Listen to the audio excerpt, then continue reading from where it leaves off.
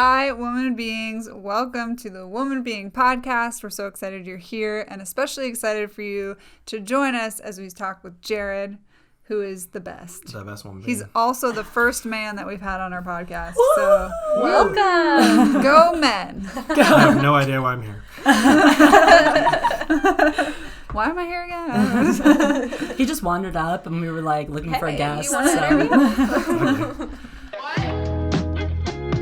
Welcome to the Woman Being Podcast community, where we explore thoughts and opinions. And have the freedom to change our minds. without expectation or judgment. We will hold a safe space and support each other. As we navigate together in the form of feminine.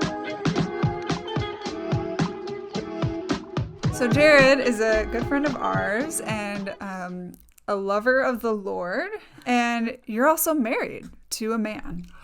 What? So we have a full, interesting conversation ahead of us to talk about you and your life in the church and coming out as gay. And so starting out, I just wanted to ask the question, tell us a little bit about your story. How did you get to this place? Just give like everyone who doesn't know you a little overview of kind of your story. Well, I am from the famous town now of Waco, Texas. But when I was growing up, it was just boring old Waco. It was just Texas. It was just Waco, Texas. It's like, get me out of here. And raised in a Christian home, mostly Southern Baptist with some charismatic influence. And I knew from a small age I was going to be a preacher and change the world. I used to flip my little laundry basket and the piano bench and put a little blanket over it and make a podium and preach to my cat. But all of my childhood, I knew that I had the secret that I was holding on to and dealing with, and I prayed. I spent 20 years in and out of counseling, therapists, sozos, ministry, deliverance ministry, prayer lines, asking God to heal me, begging God to heal me, crying on the floor. Unfortunately, it's a very common story. Then eventually moved to college, went to a Christian charismatic college thinking that would heal me because I was going to be around more Christians, and prayed, and that didn't work. And then went to more counseling, that didn't work. Then I went to ministry school, and that didn't work. And so I finally, after 27 years, I decided it was time to move on with my life. But coming out was a process. It was super hard for me because it meant letting go of something I had believed God for 20 plus years. It was like watching a dream die. It was super painful. In fact, when I was in counseling at one point after that, I had a therapist say, the way you're describing your journey to acceptance is like the 5 stages of grief. Like you had to deny it and then go through the anger of, because I remember being super angry when I was finally I was mad at God, I was mad at the church. I was like, why didn't this work? Why didn't, because at first you're like, I'm a failure. It's me. I didn't do enough. And then you move from that to, sadness and then, forgiveness. I mean, I had to forgive myself. I had to forgive the fact that I couldn't fix it or forgive God because, even though God is perfect, our view of him or what we hold against him often is skewed. And so we have to forgive that image of him.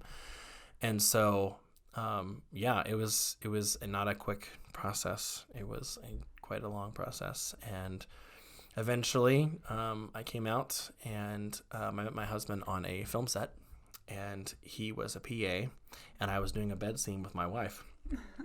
Ironic. And I just met the girl that day. We didn't do anything dirty. Don't worry. We were just sleeping. And we're shooting in this Ethan Allen closed down. And my husband is well, at the time wasn't my husband. I just met the guy, but I was very smitten. And we had to go to sleep, and the camera would roll, and the camera was like right close to our face.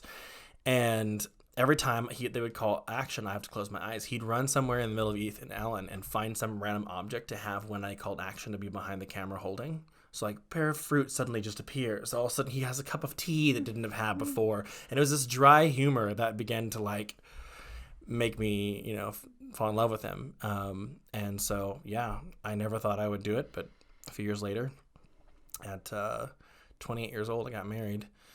And it's been a journey to continue to keep your love on towards the church, and also to be a bridge to the LGBT, because I feel like there's definitely an injustice on both ends of the spectrum there. Mm-hmm. And then I'm 31 now, so there we are. You've been married for 3 years? Yeah. Yeah. We're in our 4th year. Mm-hmm. Wow. So how did people react then when you came out? Because you were like a chaplain, and you had people, like many people under you that you mentored, and all of that. I mean, your family, like, what happened? I mean, I think my closest family, my mother and my siblings, weren't surprised. My mother cried the first time and said, "You're never going to have any kids."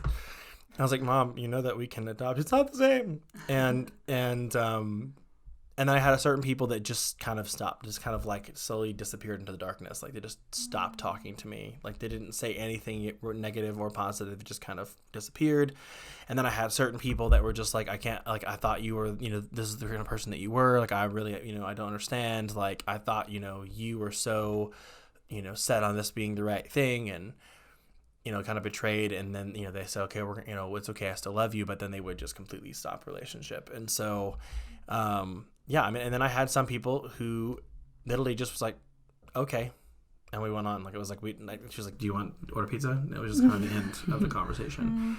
But I've also had certain people that I knew it bothered, but they refused to stop love. And those people, I was just like, I found myself going up to like, hey, let's talk about it. Like, do you have questions?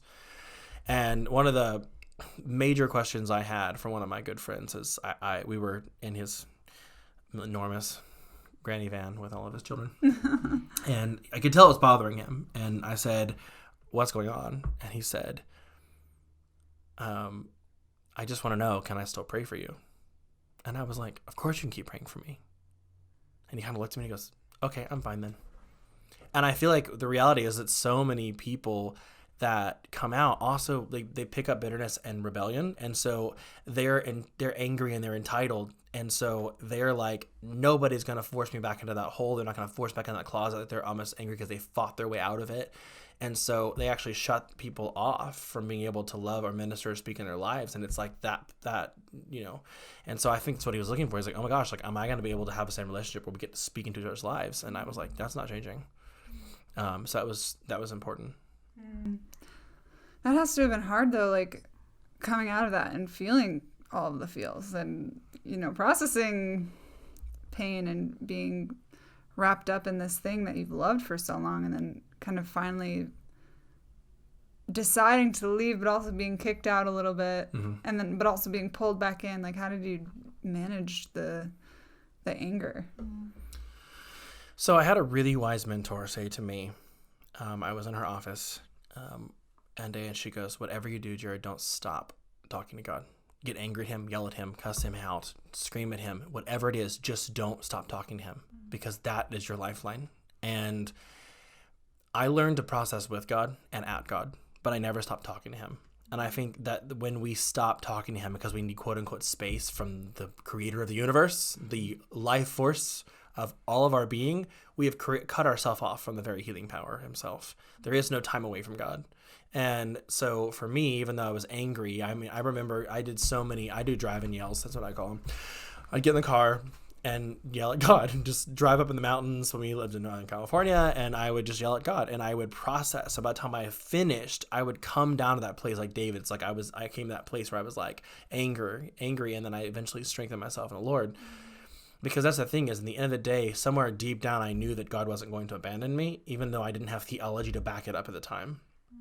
So, yeah, that was, but it's interesting. People ask me about coming out. It's like, you have to come out to yourself too, which is a really weird thing, because you think, well, you came out to other people, then you came out to yourself. And it's like, really, it's not the same. And you never really understand how to explain that to anyone, except for if someone who's gone through it, they understand, is that you have told yourself, there's actually a term for it in psychology, I can't remember what it's called, but it's basically internal is homophobia. Like, basically you have told yourself to be afraid of it, so you're actually like self-sabotaging it. I can't remember the psychological term for it, but basically I remember where I was when I finally said it out loud. Josh and I had been dating for a 6 months when I finally came out of myself. It was like, Wow. duh. And I pulled into our ghetto apartment. We lived in this rundown apartment in Tulsa, Oklahoma. And I pulled into the driveway and I said, fine. I'm gay, God. Did you hear that? I am. I've done it. I'm done. This is it. I'm done. I'm gay. And God, I waited. I'm thinking this big moment where God's going to be like, you are my son, my beloved son, who I'm well pleased. And, or Jared, I love you, or whatever. And he was like, all right, well, you can't be offended. I was like, what? I mean, excuse me, like, Lord, what? I'm human. What do you mean? And I'm going to have offense in life. And he's like, listen, you can do what you want, but you can't be, but if you want to change the world, you can't be offended. And that message has changed my life, because the reason that my husband and I have been able to continue to be a bridge in the LGBT in the church is because we didn't pick up offense. You can be hurt, you can have your feelings hurt, you can be wounded, but offense is a choice. Wounds are not a choice. Pain is not a choice, but offense is a choice. And offense always leads to hatred, which leads to death. And there is no life in offense. And not saying that I haven't had offense and plenty of opportunities, glorious opportunities to pick up offense. But I often notice immediately when I've gone from being hurt to being offended, because I start feeling nauseous and sick because I have no grace to carry offense. And so it just like, there's nothing on me. And I'm like, ooh, I've stepped over. And that's been a life-changing thing for us, because that's why people are always like, you guys are so different. I'm like, because we just don't pick up offense. And it sucks sometimes. It's harder to do relationship. So. That's an interesting spin. So like when you're choosing to not pick up offense, I'm curious to know, when you came out, like, do you feel like that changed your role as a leader in ministry, or that you were treated differently? And what did that look like? Oh, yeah, for sure. I mean, I was in leadership and then all of a sudden I wasn't. And it's taken until actually recently for me to finally realize I need to quit asking for permission to be a leader, because it's what God made me. And I think I was waiting for the church to reinstate me, and instead of being a leader that I was. And yeah, I mean, what happened is, and this is, God kept saying, let them come to you. And so, we had leaders that stopped talking to us or backed away from us, and they expected us to start creating this fruit of just being, hoes, just sleeping with every man, suddenly being for everything that LGBT represents, and being angry and bitter, and stop, living monogamous. And like, there was all kinds of like expectations. And then as we went around and that didn't happen, and we were still prophetic, and we still loved the Lord, and we still led worship, and we still prayed, and we still interceded, and like the fruit of our lives began to speak for us, and people began to come back and say, oh wow, you haven't changed, or you are the same. And I was like, I understand what they're referring to, because there are a lot of people who come out and they pick up that agenda, they pick up that propaganda of the LGBT, and they actually, because they pick up offense, they begin to build a case against the church. And by doing so, they actually cut themselves off from God himself. And so for us, it's been a slow process. And I've gotten, I've got friends or family friends that will be like, hey, would you come do a sozo with so-and-so? Would you come help me help this person with this? And so ministry has found a way anyway to get through. Because, my grandmother's always said, like, your gifts will make a way for you. And so I am a leader, and I am called to help people. And so people naturally come to you, whether they fit into the mold of the church or not. Yeah, it makes me think of, we had Lana Cruz on a little bit ago, and she talked about how when she realized that she wanted to lead within the church, she had to make that space for herself. And I think that with people that the church has sort of written off, which is whether it's women in leadership or being gay and being in leadership in the church, like, I think that there's that similarity of like, the church isn't going to ask you to come forward. You have to make that space for yourself and say like, hey, God has given me these gifts and these abilities, and I'm going to use them. That's good. So, yeah, super good. Well, you've told me before about kind of like sitting in your car after the aftermath of this, and knowing there's other people in the church that are struggling or dealing with the same sort of same-sex attraction confusion, but like remaining in leadership for not being honest, and you kind of feeling like Yep. I did the right thing and I feel like I was punished. Can you tell that story? Oh man. So when I did decide to come out, or I did kind of did it in stages. The first time I did, I was in school of ministry. I was in second year, and I was asked to leave. I was actually asked to go through a program and to get better and then come back to school the second year. And I did. I went through the program for a year and a half. And afterwards, I just became angry because it didn't work. And I was like, I have submitted myself to every leader I can possibly do all of my life, and it's not worked.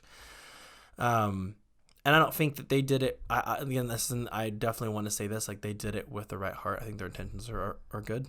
But that's kind of, the nature of this whole thing is that people don't understand. They have no idea. And so, yeah, I remember sitting in a cafe shortly after I had decided to come out of leadership, or to come out, and watching people drive up to a conference that I was supposed to be a part of in leadership, and just sitting in my journal and just crying because I was like, God, I feel like I'm being punished for telling the truth when I know people who are in leadership who are actually in the closet, because I have stories of people that have actually slept with them, who are continuing to be rewarded because they are lying about who they are, and they are lying about what they're doing in private, and they're putting on the face, and they're doing the quote unquote Christian thing. And now I'm being punished and feeling super alone and lonely and feeling like, man, did I lose? Did I make the wrong choice? Should I have contended? Yeah, I can't imagine the amount of pain and frustration in walking through that, like feeling like there's this part of you that you're asking God over and over to change, asking for this to be different, and you're being told over and over again that you're bad because of this. Mm-hmm. Like mm-hmm. that, I can't imagine what that would be like, and how you would even like reconcile. Like how did you wind up then like reconciling your sexuality with this deep belief that you had and do have in God? Like what did it look like to now walk as a believer and find a way to walk in holiness when you're living in a way that people have said is not holy your whole life? Mm-hmm. So a really big helper was a book called God and the Gay Christian by Matthew Vines. He is a Harvard grad that grew up in the South as well. And basically he went on a journey with his dad to figure it out. He said, we're going to solve this once and for all. And he took a lot of insane church theology and church history and basically dumbed it down, like, summarized it for the layman to read. And I read the very beginning of it, and Jesus talks about how, you'll know them by their fruit. And he said, for neither a good tree can produce bad fruit or a bad tree produce good fruit. And the Lord said to me, you are a good tree. And I bawled my eyes out in my living room, because it was like, oh, I've been told all this time that I'm producing bad fruit, mm-hmm. but I can't be a good tree and produce bad fruit. And I can't be a bad tree and produce good fruit. So the fruit of my life would have to come from a good tree, because either I am bad and I can't produce good fruit, which means everything I've done is a lie. All the ministry I did, everything God did through me is a lie, or I am a good tree. And it's in a lot of things I did have to decide. There's mystery. The reality is, the more I've studied scripture, the more I've studied church history, it's not black and white. Mm-hmm. Not saying that you can't dismiss it altogether, or you couldn't dismiss it on either side. But what I have noticed is that there's a gray area, and there's a place where God just, we don't have all the answers. There's people that are born with disfigurations and different things, but they're not in sin because they don't have an arm or a leg. Mm-hmm. Maybe it was God's absolute best originally for every person to be with a man and a woman for procreation, but then every person who's married and doesn't have a baby when they have sex is then in violation of that commandment. And every person who gets married and doesn't have kids ever, violation of that commandment. Because if the only reason for marriage is to procreate, then half the women in America are in trouble. Mm-hmm. And there's nothing wrong with that. But we put that on the gay community. We say, well, it's not Adam and Steve. It's Adam and Eve. And it's like, well, that's great. Thank you for that useless comment. So, and if you study actual church history on the story of Sodom and Gomorrah, it does not refer to same-sex attraction. They were actually trying to rape everyone in that village. There was a lot of more evil going on in that town, because we know that same story is told similarly in the book of Judges, where there's the same situation that happens again. And they do let the servants outside and they rape them to death. And they have a daughter and a male servant. They do that too. And, it's, again, the sin of Sodom is mentioned like 40 plus times in the Old Testament, and only like 3 of those are mentioned sexual sin. The rest are all referring to their treatment of strangers. Mm-hmm. So not saying you can't completely throw it out, but, at some point, people have asked me, well, were you born this way? Do you believe God made you this way? And I'm like, at this point it's irrelevant, because I am. Whether I was born this way, whether I went through a chemical bath one day and I got it, or the like frogs, right? Exactly, or the frogs turned me gay, or situation turned me that way. The reality is there is no evidence on either end to prove whether it was born, whether it was taught, whether it was environment, because they've done a million studies on people who are twins and one of them's gay and one's not. It's like, okay, well, is that environment? Well, no. Then it's DNA. Well, crap. But the thing is, it's not cut and dry. And so I tell people all the time, I'm like, I'm not here to try to win your theology. I'm not trying to win you over. What I am, my goal is saying that the only sin that sends you to hell is the sin of denying Jesus. And if we're all fighting to love Jesus and be loved by him, is that not what we're called to do? And I'm not saying we should ignore all the other moral laws of the scripture, because I think it's super important that we live in morality. I think that's where I differ from people that are just like, well, just love me. I'm like, well, but you're also living like a little hoe, and like you should probably stop that. And those are the words of Jesus, living like a little hoe. Listen, you little hoe. Mary Magdalene, just kidding. Jesus didn't say that. If you've never read the Bible, that's not in there. I'm like, I can't find that anywhere.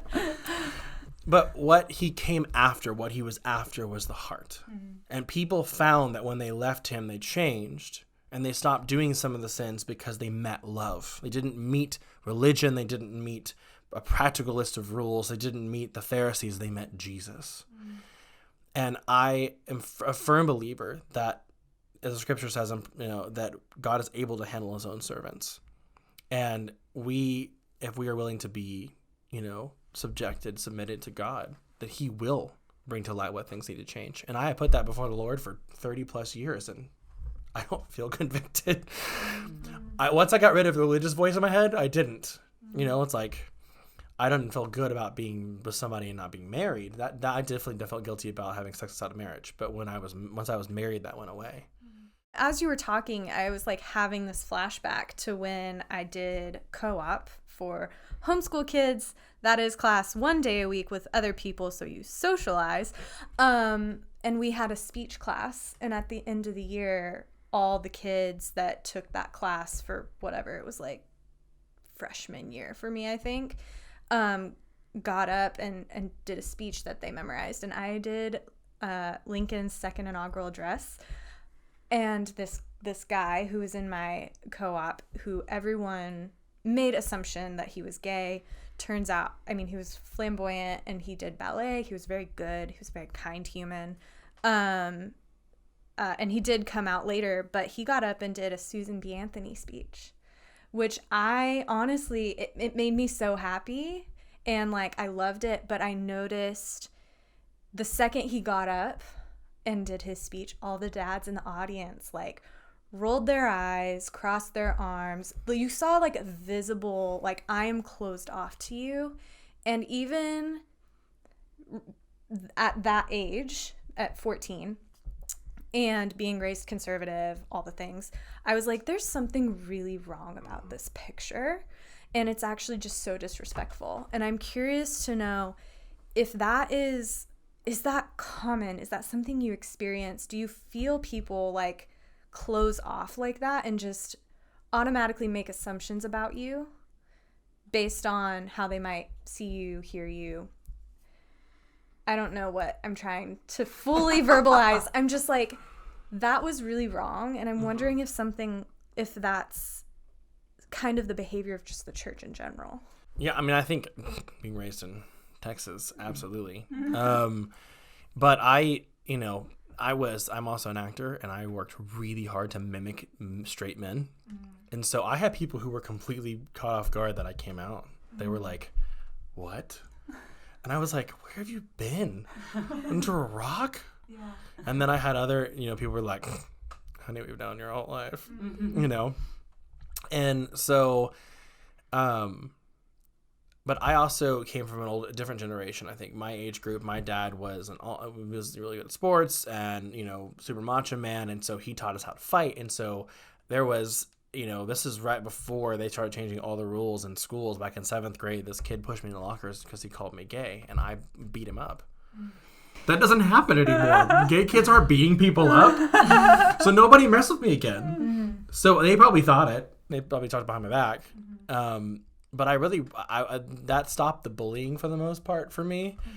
Now, I've had people I could tell make assumptions about me when they met me, but it also getting to a point in my life where I don't care because I know who I am and I know whose I am, and coming into a room, what I think it does is it actually disarms people because they're like, oh crap, like he is who he is, like, oh my gosh, his person, it's a lot, and like, but he is fully him, and I think it does two things. It exposes insecurity to other people and causes them either to rise to the occasion or to walk away.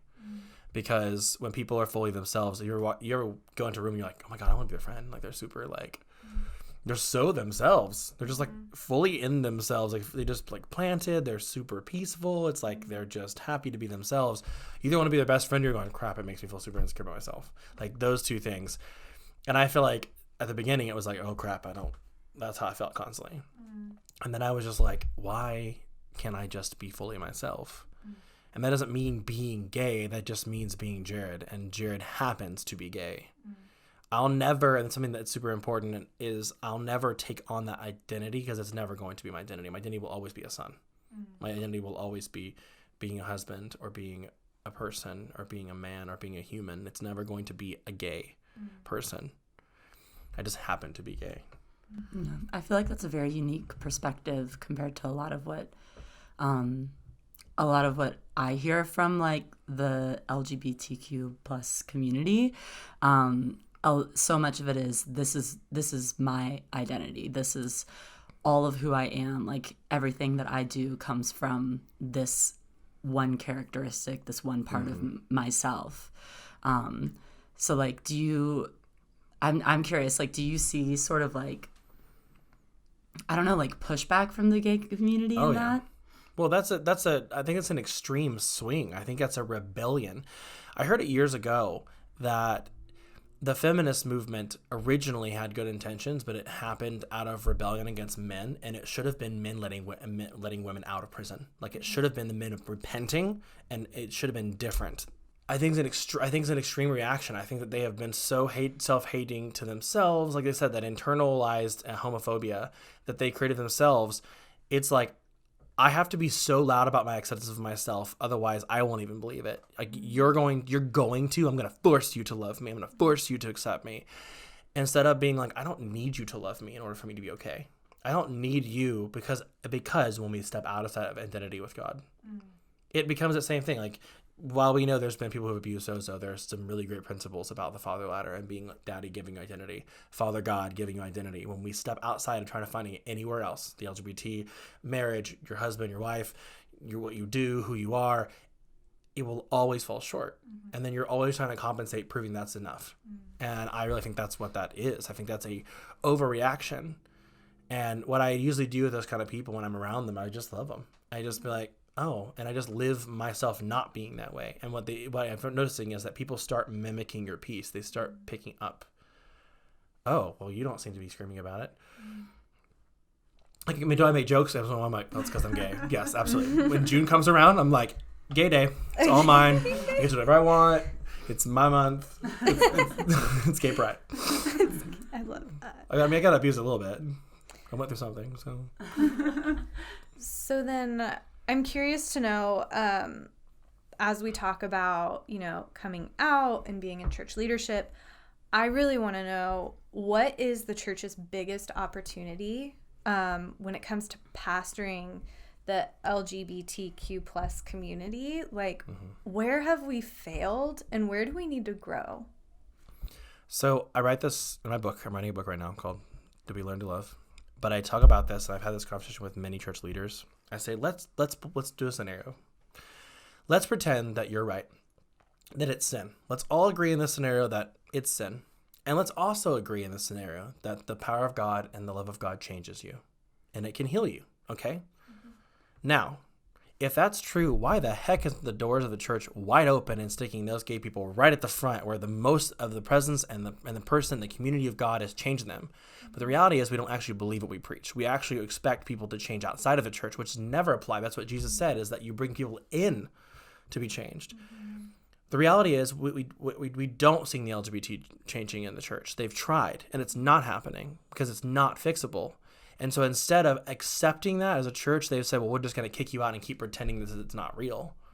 That we have to actually repent. We have to actually go, wow, well, we may not have all the answers. We don't even have to accept it, but we have to realize that there's definitely some unanswered questions, or there's some lack of evidence. And there are been some interesting, questionable movements that have happened. Claiming people have been healed, but then those same people come out later, or I catch them with somebody I know, or I mean, I've got too many stories, unfortunately, to invalidate. I mean, Exodus was famous for that for how long, and then they basically, people were more harmed than good. That's why they're trying to get rid of like conversion therapy because people are not healed.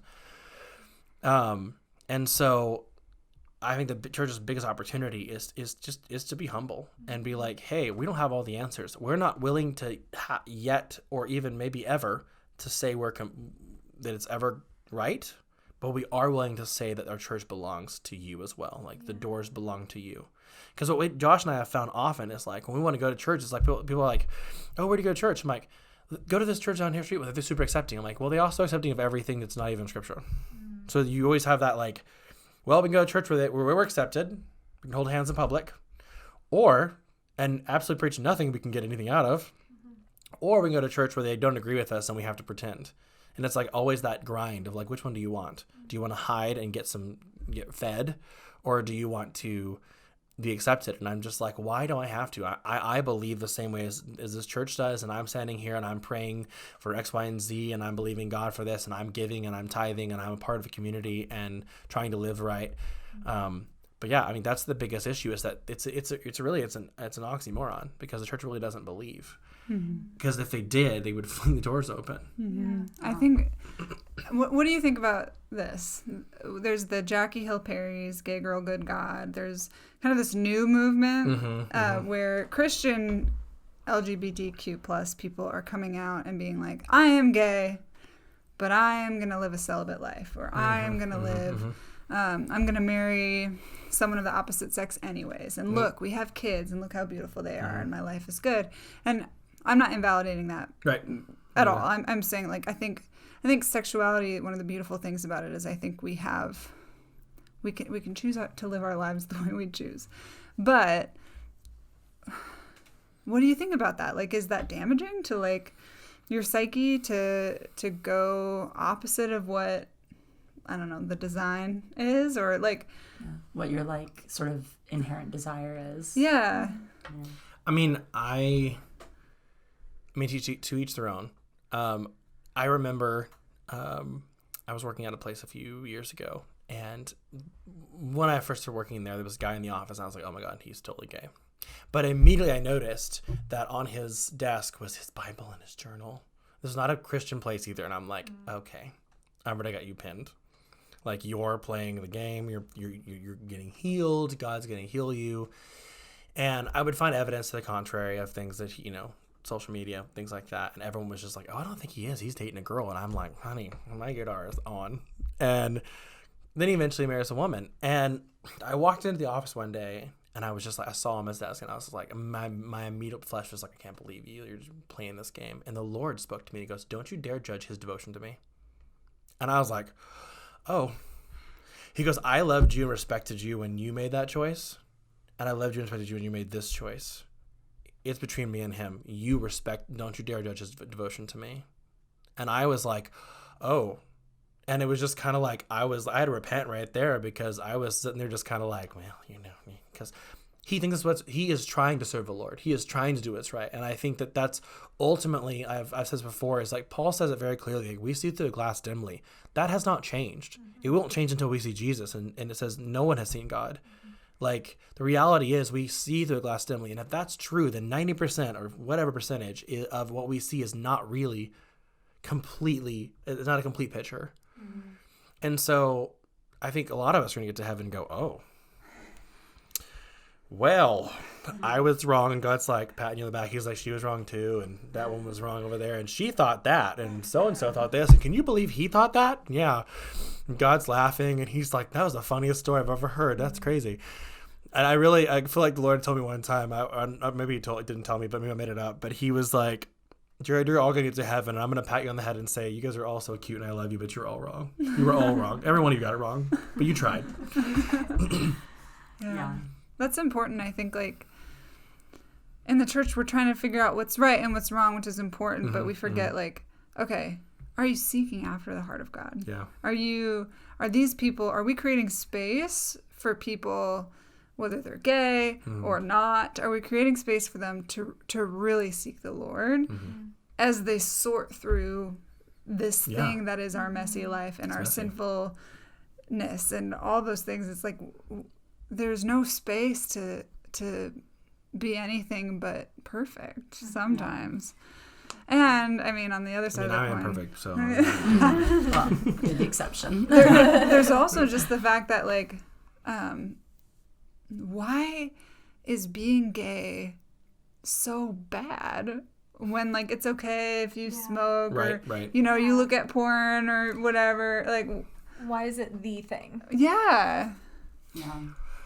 I think because it's the only, not the term sin, I guess we can use the term sin for the sake of the argument, that is tied to someone's being. Like, the more we study sexuality, the more we realize it's like such a part of our humanness that the enemy really goes after it. I think he purposely turns the church against people like that, because it's not, we can't do anything about that part of it. It's like, it's so deep, and it's not like a broken leg that we can put a brace on. Like, you can't find that sexuality in you. It's not like, oh, it's on my left nipple. Like, you don't know where it is. It's just in you. Like anyone's sexuality. Because people always ask me, well, when did you know you're gay? And I said, well, when did you know you're straight? And they kind of look at me. I'm like, well, you can't name a time? Because we're supposed to all know. Yeah. Well, it was actually January 4th, 1974. You were not alive. I know. But I knew. No, that was when. That was long before I was born. Yeah, as a little embryo. It is almost told, like, your testimony, like, I came to the Lord on... I don't remember what I had October to say. People always say, like, whatever. Same. And it's like, I was like, I realized I was gay on the eve of Halloween night. I was walking down the streets and a man had too tight of pants on, and I was like, I am gay. Martha Stewart had just come on the TV, and I was like, I want to watch her.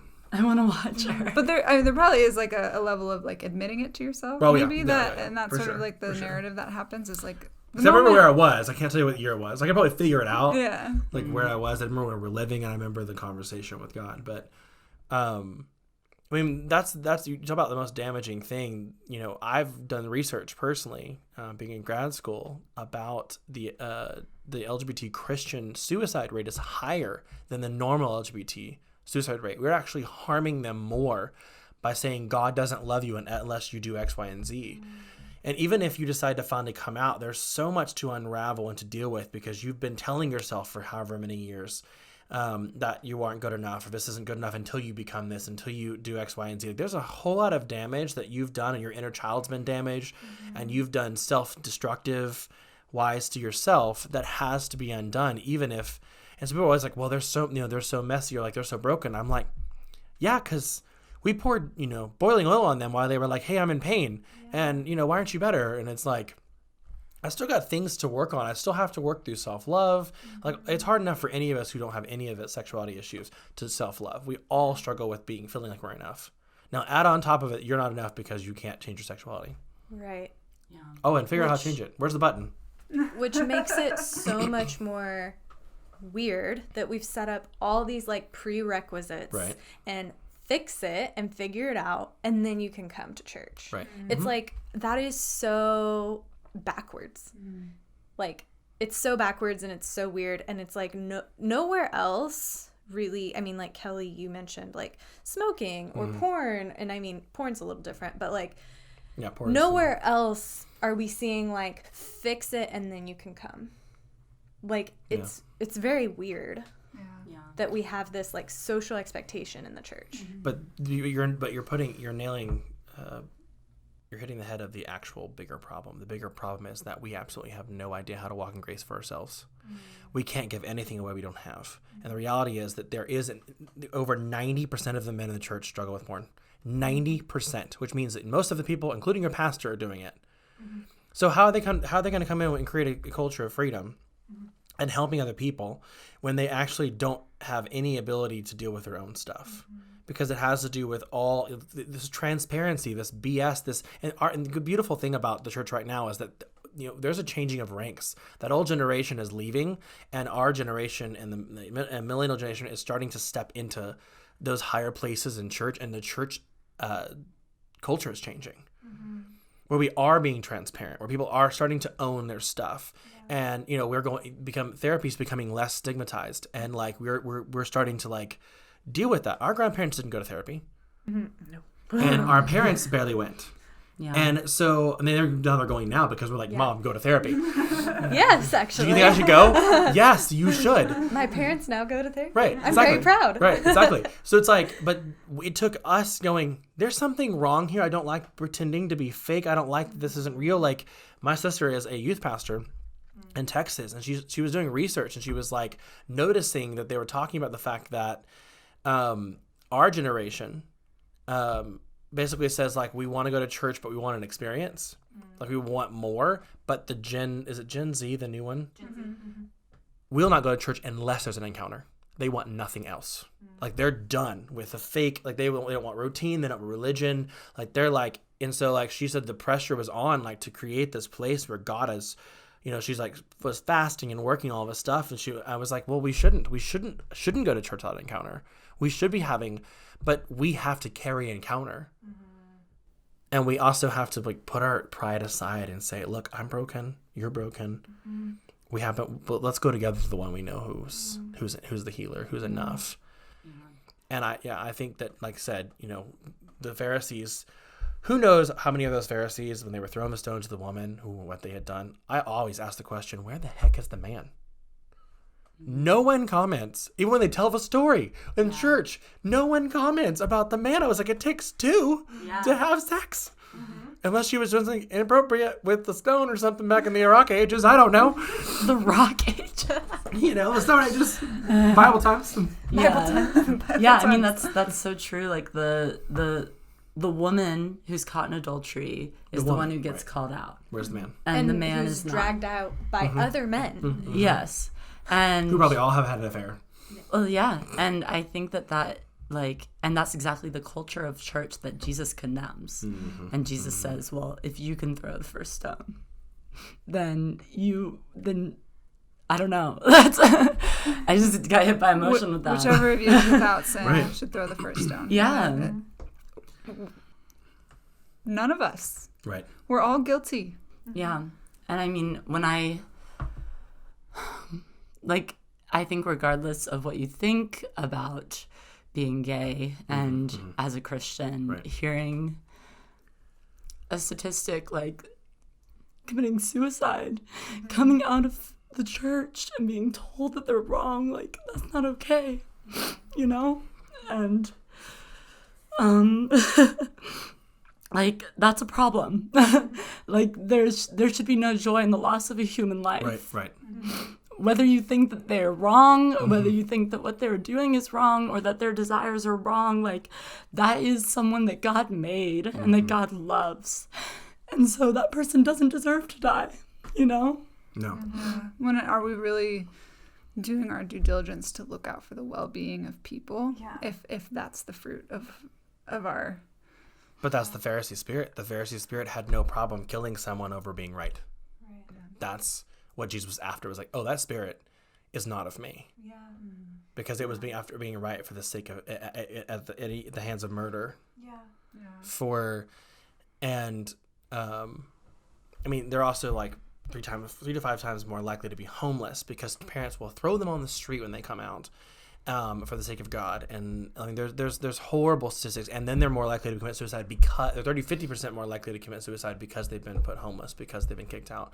Like, not even just the church, but also the statistics in Christian homes. And it's absolutely, like I said, why are we not going, oh my God, we're letting people die Like, for the sake of being right. Yeah, even if you're not throwing physical stones, you're still throwing stones, you know? Then that makes you ask, like, one, that reveals where our hearts are really at.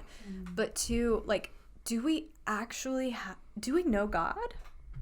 If you feel like that's what he wants and that's what's right, do you actually know him? Right. Have you had an encounter with love? Do you love yourself? Have you experienced forgiveness? Because you're not actually implementing that forgiveness to those that need your support probably the most.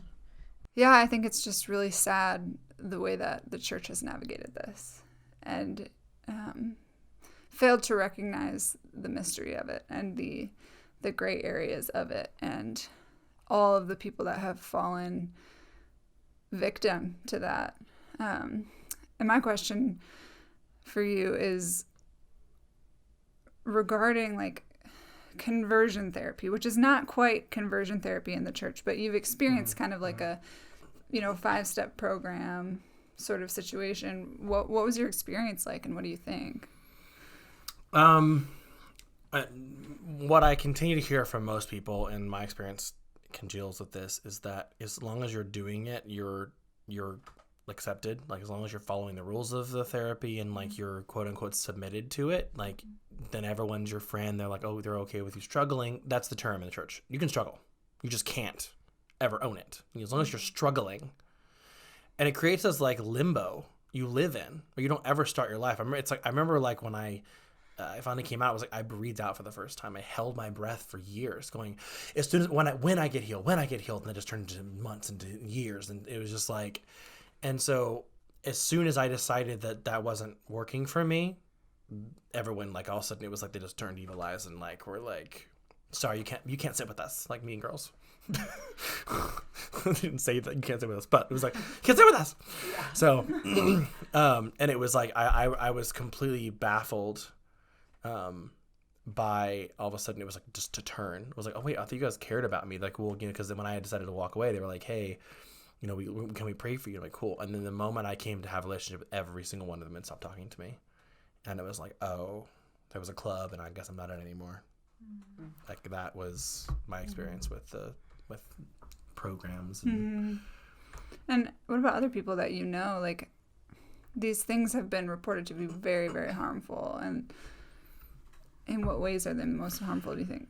Well, the movie Boy Erased, if you have not seen it, is super heavy, but it is based on a real story. It's a real guy who wrote a book called Boy Erased, and it came out about 2 years ago, and it's this story of conversion therapy. So it's hard to put into words. Like, I personally, like, my parents put me in counseling. They didn't put me in conversion therapy, thank God, but it was definitely a thing.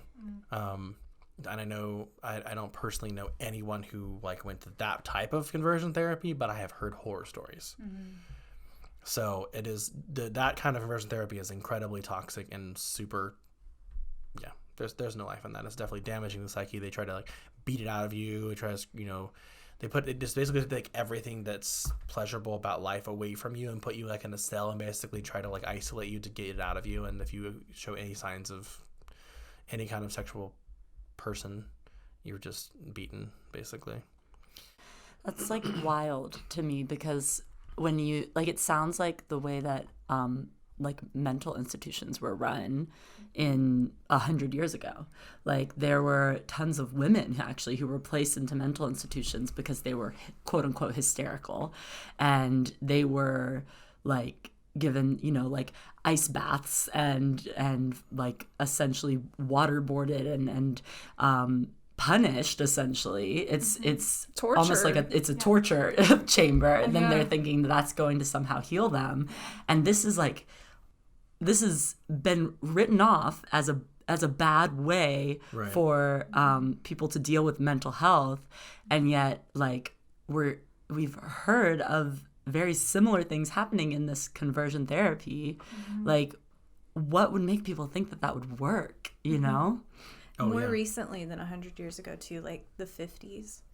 Like, it's not that far away. What, conversion therapy? Not conversion therapy, but even asylums. like asylums. Oh, yeah. Traditional, more early asylums. But they basically try to, in conversion therapy, I know that they try to turn you against everyone in your family who's ever had any kind of sin of any kind. Like, they make you do like a family tree of sin. It's like, where did, like, oh, you're so and so was an alcoholic, and like you have to write every single person you know in your family that's had any kind of sin in their life, trying to trace where it started. So where'd the gay sneak in? Right.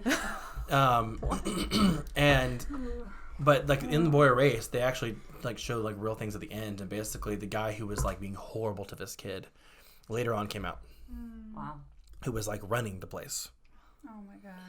Because again, that's the only thing that drives it, is that's like you've beat these people into submission, so now they're beating other people into submission, and it's like you're just like, that's why I'm always like, God, usually they're the most hurt people are the ones causing the most pain. Not that it makes it okay, we got to still stand up for justice, but it's always like, I think that's why Jesus turned and said, "Forgive them, for they know not what they do." Yeah. Is he knew. And that's something that's always held my compass all of my life. Every time I feel like that injustice goes, sky high. I mean, I'm an 8 on the Enneagram, so it's just like constantly being pushed. And I'm like, remember that scripture, Jesus knowing everything. He said, "Forgive them, for they know not what they do." Yeah. And it's like, oh crap, I don't have the right to. Because, God told me years ago, he said, "Jared, you always have the right to judge people's actions. You will never have the right to judge people's hearts. Only I will do. Only I will ever know." And the moment you've stepped over to thinking you have the right to judge someone's heart, you are already wrong. So, Jared, I would really love to know, as you've gone through this journey, I want to know what you would say to your younger self who's in the closet internally struggling and wrestling. And what would you say to others that are in the closet internally wrestling, or maybe even those that are still praying, like, and crying out to God to, I say heal them, like, quote unquote, like, heal them? God, that's a really hard question. Because I know that if I were to go to my younger self if I were able to travel back in time, I would have been resistant to me. Like, I would have been like, "You're wrong." Because it was my anchor to hold on to. It was like, if I let go of that, I'm going to drown. So, I feel like there was such grace for me in that process. God was in that fire with me, regardless of what the outcome was. And because looking back, but what I have had to do with my inner child over the years is tell him I'm sorry that I didn't tell you you were enough, that I kept telling you had to keep fighting, that I didn't tell you it was okay to rest. Like, I'm sorry that I didn't tell you that you were enough, that I didn't stand up for you, that I didn't fight for you, because I kept telling you it was okay for you to be punished because you were doing what was quote unquote godly and right. And I'd tell people that are still in the closet that he's good and that he loves you and that his love is non-negotiable. That's something that I've talked to you before about, is that I write about that in my book, but it's like, I've had so many friends over the last few years come to me and say, "Hey, I have this friend of mine that's struggling with his theology," and I'm like, "Let me guess, he's gay." And so then they'll be like, "But also he's gay," and I'm like, "Okay, yeah, call that one."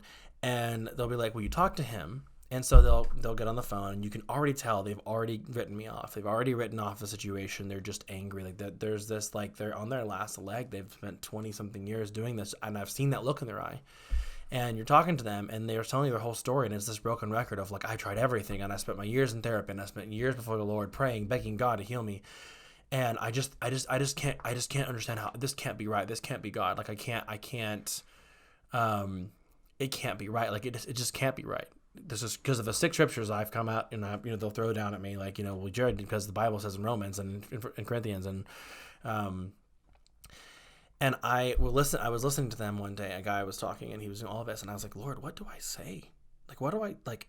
I could go a million directions. I gotta combat his theology," and the Lord said, "No.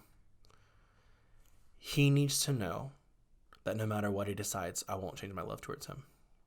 He needs to settle the love question first." He was like, he needs to scrape away all the theology he's battling for and build the foundation of the non-negotiable love of God.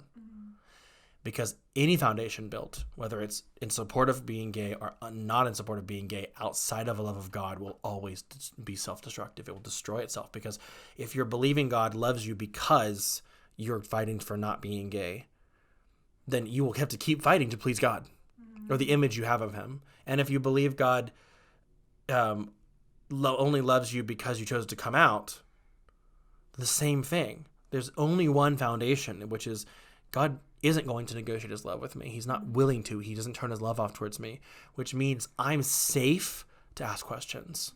I'm safe to sit in this space and go, I don't actually have the answers. And I don't have to have them figured out in order for him to love me. Because I think that's the place where we safely begin to process pain.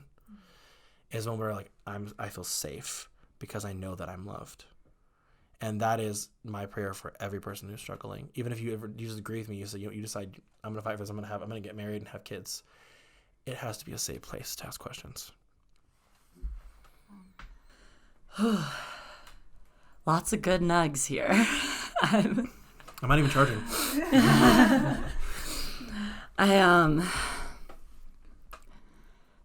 I wanna, bring it around as we're chatting to something slightly different, which is Jared, you are a man. On the woman being. Oh yeah. I just checked. We're good. Okay. You're a man, and you're also a feminist. And I think that there's a lot of stigma, especially within the church, about feminism, but also that men can't be feminists. And so to sort of round us out, as we talked about all of this, I want to hear a little bit about your heart behind that, what it means to you to be a man and to be a feminist, to be someone who is an advocate for women. Well, I like to tell people all the time, I hate this game we're playing of trying to make women equal to men, because women have never been equal to men. They've always been better than men.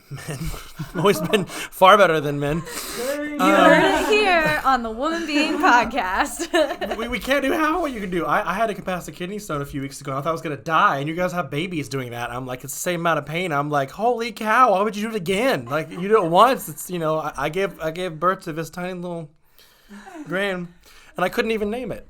It was just super sad. But like what I mean is, like, it's stupid for us to not look at the beauty of creation of women.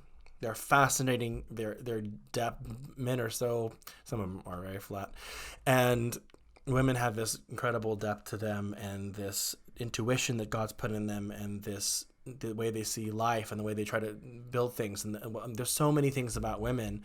Like, I was raised by a really powerful woman, and my grandmother was super powerful, and my dad was very insecure by being around powerful women. And he was super against women and racist and all that stuff. It's so interesting that those two go together, that they can occur in the same spot.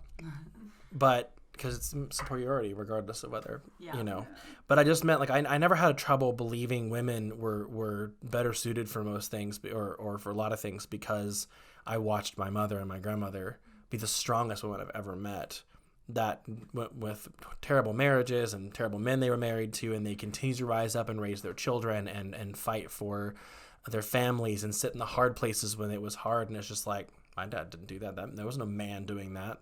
It was my mother doing that. And I think that's one of the reasons I am willing to sit in people's brokenness, because I had it modeled for me by my mother. And so I think that being a feminist means that you stand up for what is right. It's not a belief, it's what's right. Because being a feminist doesn't mean that we can't be fully man. It just means that we look and go, oh yeah, I'm not better. I'm not better. In fact, I'm in need of this part of humanity. This picture of God that I can't carry. Oh, thanks for that. And then our question that we always ask all of our guests is, what does woman being mean to you? It's waking up in the morning, putting on your makeup. And I'm kidding.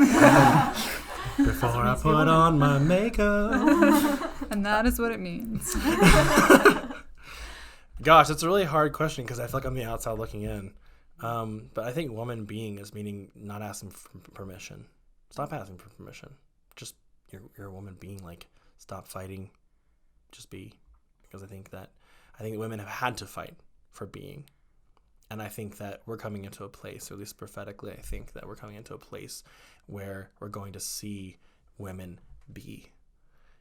And it's going to be this incredible force and authority because we've suddenly like let women loose and they've become the beings they were always meant to be.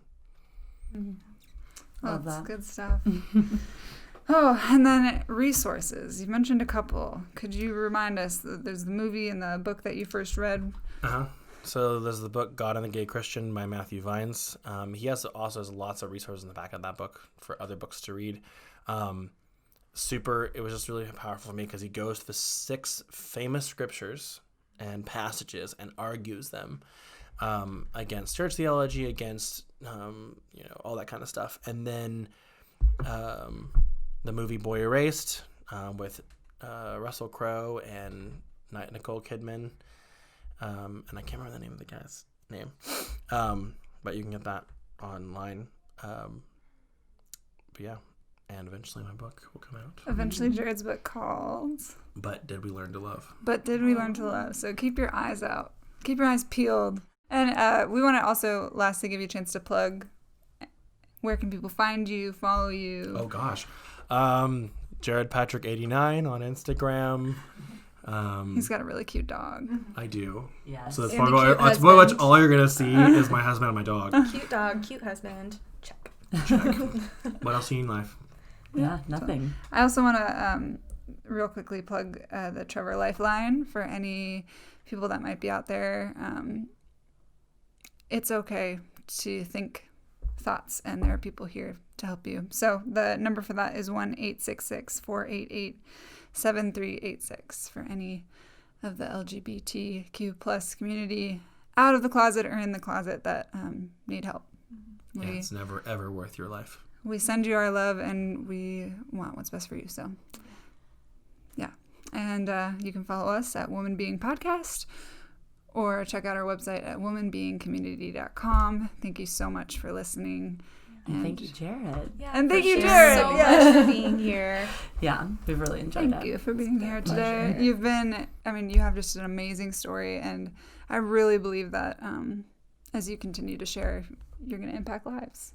Absolutely. By the many. So that's it. See you guys next week. Bye. Bye. Bye.